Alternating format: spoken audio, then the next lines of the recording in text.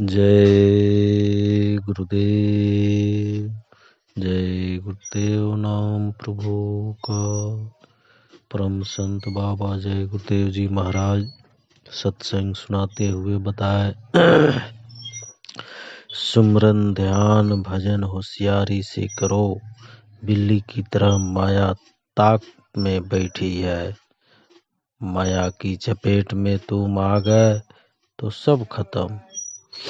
मथुरा प्रातःकालीन सत्संग में बाबा जय गुरुदेव जी महाराज ने कहे कि अनेकों जन्मों की वासना, मोह की, ममता की, काम की, क्रोध की एक जन्म की नहीं बल्कि अनेकों जन्म की है। इस जीव को जन्मते मरते फिर जन्मते मरते, यानी उसका यही कार्यक्रम मृत्यु लोक में बराबर बना रहता है। जन्मना और मरना, फिर जन्मना और मरना। अनेकों युगों के अक्स यानी पर्दे पड़े हुए हैं।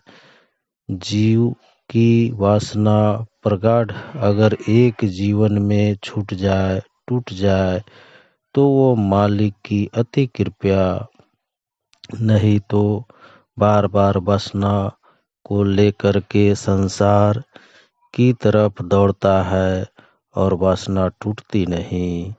वहीं खिंचाव सुमरन के वक्त, भजन के वक्त, ध्यान के वक्त बना रहता है और वासनाएं खींच ले जाती है। मोह ममता उसको उधर से खींच ले जाते हैं। वासना ले जाती है उधर तो छूट जाता है। भजन ध्यान सुमरन देखने में तो किया, लेकिन खींच वासना ले गई। जैसे ही बैठो सत्संग में, ध्यान भजन में, फौरन उसी समय वासना खींच ले जाती है और फिर ना सुमरन, ना भजन, ना ध्यान होगा। इस तरह के सत्संग के वचनों पर ध्यान रखा जाए तो धीरे धीरे मन लग जाता है, नहीं तो बार बार उसी में चला जाता है। सत्संग के वचनों को ध्यान में, ख्याल में रखना चाहिए।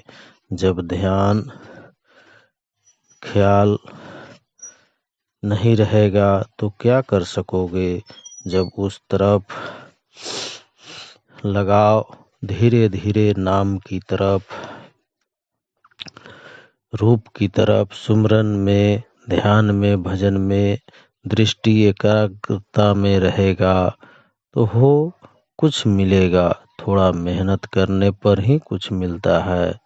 थोड़ी सी मेहनत करेगा, मन को रोक कर रखेगा, दृष्टि थोड़ा सा साथ देगी, कानों की, आँख की सफाई होगी तो मिलेगा। आँख और कान साफ नहीं होंगे तो रस नहीं आएगा, वह तो खुलने पर ही रस आएगा। बगैर शब्द के मन बस में नहीं होता। चाहे लाखों उपाय करो, शब्द से ही बस में होगा और कोई मुक्ति उपाय नहीं। इस बात को लोग जानते नहीं। कमाई वाले महात्मा मिलेंगे तभी नाम मिलेगा। इसीलिए हर किताबों में महात्माओं ने लिखा, जोर दिया कि भाई पूरे और जानकार गुरु की जरूरत है। जब तक पूरे जानकार नहीं मिलेंगे तब तक यह साधना नहीं हो सकती। सूरत की ओर ना उस तरफ की व्याख्या ही करेगा। उसे मालूम ही नहीं तो व्याख्या क्या करेगा। किताबों में लिखा है तो किताबों में कुछ नहीं। वो तो साधना के जो यहाँ पर नहीं है उसके इशारे किए जाते हैं। वो चीजें यहाँ है ही नहीं, उसका पता नहीं चल सकता। ऐसे ही जन्मार्तों के कर्म जब मनुष्य शरीर पाया तो उन्होंने नहीं काट सके, तो और शरीरों में काटने का कोई प्रश्न ही नहीं है, क्योंकि और शरीरों में कोई साधना, कोई विचार, कोई और कुछ वो तो है नहीं। वो तो भोग योनि है। वो जो कर्म बन गए उसका भोग भोगना। मनुष्य शरीर में कर्म कटने का। तो भाई कर्म काटो, शुभ और अशुभ दोनों को खत्म करो। इसीलिए मोहलत दी गई। वासना जो लगी हुई है जगह जगह तो कुछ नहीं कर सकता। धीरे धीरे उचाट होना चाहिए। धीरे धीरे जब सत्संग के वचन सुनेगा सभी उचाट होगा। वैसे नहीं, सत्संग जो है वो मिलता नहीं। वो बड़ा दुर्लभ है, बड़ा मुश्किल है। कभी 2 घंटे, कभी दिन 2 दिन ऐसे ही मिल गया, बाकी सत्संग नहीं मिलता। बहुत से लोग सत्संग में सो जाते हैं। भाई तुमको सत्संग मिल रहा है, तुम वचनों को सुनो, उनको याद करो, धीरे धीरे मुड़ो। मतलब ये है, कितने पड़े रहते हैं, कहते हैं ठीक है समझ लेंगे, अभी नहीं समझा तो फिर क्या समझोगे। मन ये संकल्प विकल्प करेगा, बुद्धि निश्चय अनिश्चय करेगी, बस हो गया काम। साधन भजन खुद ही छूट जाता है। असली चीज है अभ्यास, शब्द की कमाई। रोज हर रोज बैठे कर उसकी कमाई की जाए तब तो ठीक है। शब्द की कमाई सूरत से, नाम रूप उसका याद किया जाए सुमरन के वक्त में, तो उसका लाभ फल ध्यान और भजन में मिलेगा। सुमरन ही ठीक नहीं होता, एक किया तो दूसरा नहीं, दूसरा किया तो तीसरा ठीक नहीं। कभी ये छूट गया, कभी वो आधा छूट गया। इस तरह से वो खंडित सुमरन हो जाता है, तो भजन ध्यान में उसका फल नहीं मिलता। इसीलिए कहा कि विधि विधान के साथ पूरा सुमरन करो, ताकि उसका नाम रूप ठीक ठीक याद हो जाए और उसी का फल मिलेगा आपको। तुमसे कहा जाता है कि भाई नाम को लो, रूप को याद करो 1 आधा मिनट, फिर उसके बाद ध्यान भजन में बैठो। वो भी नहीं करते, बस ऐसे ही। जब भजन के वक्त मन न लगे तो रूप को याद करो, नाम को और स्थान को। ऐसा करने से ध्यान के वक्त मन रुक जाएगा। वह भी नहीं करते, यह सब चीजें भूलते रहते हैं। यह भूल की जगह है। यहाँ संसार की लपट झपट, चूहे की बिल्ली की इसी तरह की माया ऐसा झपट मार देती है कि उसकी समझ में नहीं। और यदि आकर्षण हो गया तो बस रह गया, साधन भजन छूट गया। घर में कोई चपेट आ गई, वह उसी में गिर गया। मतलब बिना कारण भला पाल लेते हैं, गिर गए फिर कुछ नहीं, सब छूट गया। जय गुरुदेव, जय गुरुदेव, जय गुरुदेव। जब जवानी में नहीं पूछते तो क्या लोग बुढ़ापे में तुम्हें पूछेंगे। फकीर ही खुदा की जाति की तस्वीर है। ये खुदा से मिले हुए होते हैं। उनकी दया मेहर हो जाए तो एक क्षण में कुछ का कुछ हो सकता है। सुबह और शाम दोनों वक्त भजन करो। आगे का समय बहुत ही खराब है। भजन ही जीवात्मा की रक्षा करेगा। ब्रह्मा विष्णु और महेश सृष्टि का बंदोबस्त करते हैं। ब्रह्मा के लोक में पहुंचकर अथवा विष्णु के लोक में पहुंचकर उनको पाने के बाद हम ब्रह्म का काज कर सकते हैं, विष्णु का काज पालन करने का कर सकते हैं। वो जो इनके धाम में पहुंचता है वो उनका सिपाही बन जाता है। गृह युद्ध ठीक नहीं है। पति पत्नी से न लड़े और ना ही पत्नी पति से। घर में आपस में मिल कर के प्रेम मोहब्बत से रहे, प्रेम का वातावरण रहेगा, तभी साधन भजन बनेगा। जो शक्तियाँ ऊपर के मंडलों से इस पृथ्वी पर आई है, वो अब मैदान में उतरने वाली है।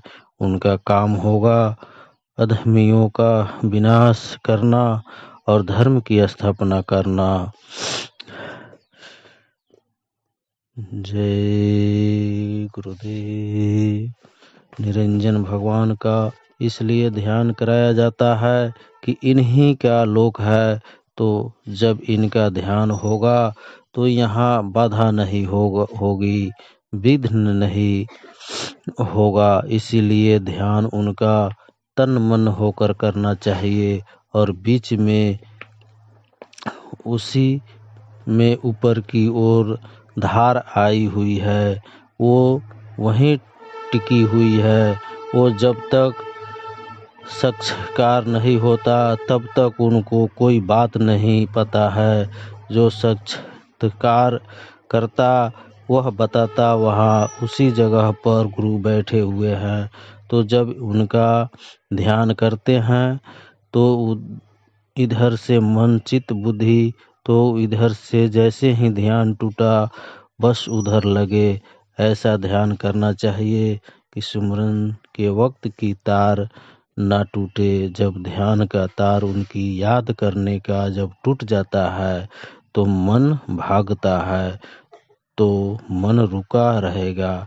तब तक निरंतर उसकी याद करना चाहिए। कभी देखा नहीं है साधक उस रूप की याद करता है और नाम लेता है, और नाम तो है ही, वो तो उन्हीं में से ही नाम निकलता है।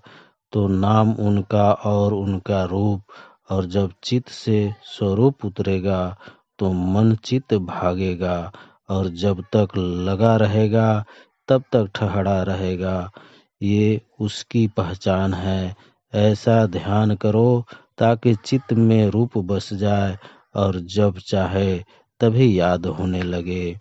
इसी रूप का जब ध्यान करते हो तो उसके मुताबिक भजन बनता है। ध्यान बनेगा यानी शब्द सुनाई देना शुरू हो जाएगा, तो इसी के मुताबिक खिंचाव होता है। जैसे जैसे उधर ध्यान लगेगा वैसे ही खिंचाव होगा। और जब उसके रूप का ध्यान पहले बनता नहीं तो भजन में खिंचाव नहीं होगा, और मन बुद्धि चित्त रुकते नहीं, भाग जाते हैं। भाग खड़े हुए तो सुमिरन में गलती होती रहती है। जब गलती होती है तो सही सुमिरन नहीं होता है। सुमिरन की विधि का मतलब, तो विधि सुमिरन ठीक करने के लिए कि भाई उसका जितनी देर सुमिरन करो रूप को याद करो। जब पहले का नाम लो तो पहले का याद करो, दूसरे का नाम लो दूसरा का याद करो, तीसरे का नाम लो तो तीसरे का, चौथे का। तो चित्त में वो रूप बसना चाहिए, जो रूप बताया गया कि ये उनका रूप है, ये इनका रूप है, ये इनका नाम है, ये स्थान इनका है, और ये आवाज़ है। तो जब रूप चित्त में बसने लगेगा तो अंतर से इच्छा दर्शन दीदार की, और जब तक बसता नहीं है तब तक इच्छा बनती नहीं है, इच्छा सिमटती नहीं है। इच्छा दर्शन के लिए वो बनने लगेगी इच्छा, और जब बनती है इच्छा फिर मतलब यह है कि भजन और ध्यान फिर सिमटाव होने लगता है, खिंचाव होने लगता है। और बस ऐसे ही बैठ गए, थोड़ी देर करते रहे, ऐसे ही बस करने की बाद उठ खड़े हुए तो आधा भी सुमरन नहीं हुआ। पाओगे क्या, कुछ नहीं हुआ। ऐसे ही बैठे और ऐसे ही उठ गए तो ये मालूम हुआ कि सुमिरन कर लिया आपने, लेकिन तो सुमिरन नहीं, वो तो मन की उठक बैठक उखाड़ पछाड़ बस बैठा। उसके बाद इधर उधर भागता रहा, बस उठ के खड़े हो गए। बस समझ लिया कि सुमरन हो गया, और तुम्हारे समझने से तो कुछ होता नहीं। सुमरन करोगे तभी सुमरन होगा, और मन नहीं लगेगा, वहाँ नहीं काम करेगा, तो सुमरन क्या होगा। तो सुमरन इसलिए इनका किया जाता है, नाम और रूप याद की बाधा ना हो, मन चित्त बुद्धि चारों तरफ से सिमटे, एकाग्र हो, और फिर उसके बाद जब सूरत की दृष्टि का निशाना लगता है, तब एक जगह सिमटे नहीं है तो दृष्टि नहीं बैठेगी, वो खड़ी ही नहीं होगी, वो तो ऐसे ही हिलती रहेगी। तो अपने लोग इस बारीकी को नहीं समझते हैं, ये बहुत बारीकी है, और इसको अच्छी तरह से सत्संगियों को, नामदानियों को समझना चाहिए। ऐसे खेल तमाशा नहीं है, वैसे सहज बहुत है। अगर लग गए कि बहुत से लोगों का लग जाता है तो होने लगता है काम उनका, ऐसे बहुत सहज है। लेकिन वैसे बहुत मुश्किल है। उस दया को खींचना है तो इसको कहते हैं युक्ति। जो युक्ति से उसको याद करो, युक्ति से नाम, युक्ति से उसके रूप का चिंतन, फिर युक्ति से उनको सुनो, युक्ति से देखो, और वो युक्ति से ही तो सब कुछ है। तो वो नहीं करेंगे तो फिर ऐसे ही उठ जाओगे मतलब 24 घंटे में एक बार सुमरन अगर ठीक से हो जाए तो भजन ध्यान कभी भी करो, कभी 2 मिनट, कभी 5 मिनट, कभी 10 मिनट, कहीं भी किसी जगह में बैठे के तो लगी रहेगी। जब लगन लगी रहेगी तो 10 मिनट के बजाय फिर मतलब यह ज़्यादा होने लगेगा। जब लगन लगी रहती है कि भाई और बैठ ले थोड़ा, और कर ले, और कुछ करे, इस तरह फिर इरादे बनने लगते हैं कि नहीं, आज तो दया होनी चाहिए, आज तो कुछ ना कुछ मिलना ही चाहिए, कुछ तो सुनाई दे, कुछ दिखाई देना चाहिए। तो मतलब यह है कि इरादे के मुताबिक दया होती है, और फिर उसमें रुचि ऊंची कुछ नहीं, बस ऐसे ही बैठ गए बिगाड़ टालने के लिए, तो फिर कुछ नहीं, समय ऐसे चला जाता है। इसलिए साधकों को सत्संग सचेत होकर सुनना चाहिए, क्योंकि बहुत सी बारीकी जो चीज़ें आती है वो जब समझाई जाती है, तो जब बारीकी नहीं रहोगे तो बारीकी समझ नहीं सकते हो, और जब लगन लगी रहेगी तो फिर उस बारीकी को समझ जाओगे। बारीकी ही में काम बन जाता है, और ऐसे ही समझ कि ऐसे ही तो फिर कुछ नहीं। अब ये तो मनुष्य है, मतलब मंदिर है तो जीवात्मा तो बैठी ही हुई है, वो तो चेतन है ही। जब ये है वो बंद है तो उसी को निकालना है इस काल कोठरी से, कि बाहर आ जाए तो उजाले में खड़ी हो जाए, तब ये कुछ रास्ता देख के चल सकती है। तो उसके लिए युक्ति महात्मा बताते हैं कि भाई ऐसे निकल चलो धीरे से, उसमें विघ्न बाधा होगा नहीं। फिर आप जब नहीं करते हो तो विघ्न बाधा खड़ी तमाम तरह तरह की, एक तरह की बाधा, तमाम मतलब झंझट, घर के, परिवार के, बच्चों के, इनके उनके काम के, मतलब यह है कि व्यग्र हो जाता है तो ध्यान भजन कौन करेगा। इसलिए वो युक्ति का उपयोग नहीं किया, ऐसे करते रहे। जय गुरुदेव।